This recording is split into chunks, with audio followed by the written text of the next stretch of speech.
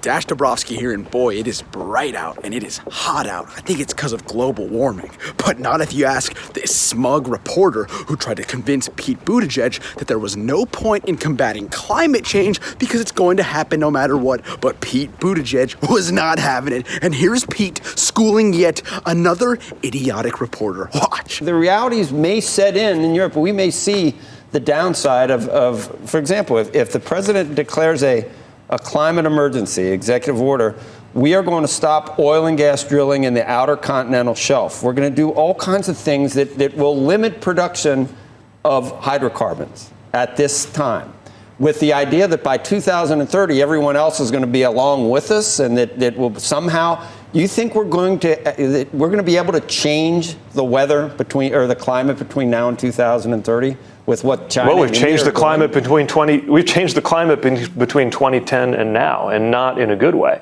So yes, we can and must act to make sure that we reverse the worst effects of climate change. Look, some of it's upon us right now. This is not a question about whether it's going to happen or whether it's not going to happen. It's a question of they're going to keep rising. It's a question of how many lives and how many livelihoods are going to be destroyed by allowing the worst effects of climate change to happen. But right now, people are I've never known the United States.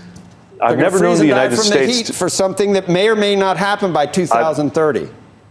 They're dying from the heat because of a climate-related extreme weather. But we're not going to cut emissions until 2030. In the meantime, they need energy to cool their homes and to heat their homes in the meantime. Right, and as you know, I mean, the other thing that's striking is I've noticed some naysayers in the U.S. speaking as if the only power sources that exist are solar, wind, and hydrocarbon. Obviously, in Europe, they have a mix that relies partly on nuclear.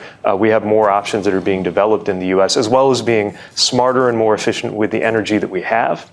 Energy efficiency has often been described as the fifth fuel. And in the transportation side of things, finding less carbon-intensive ways to move our vehicles. Obviously, the leading and most visible example of that's electric vehicles. It's why we're fighting to make EVs cheaper.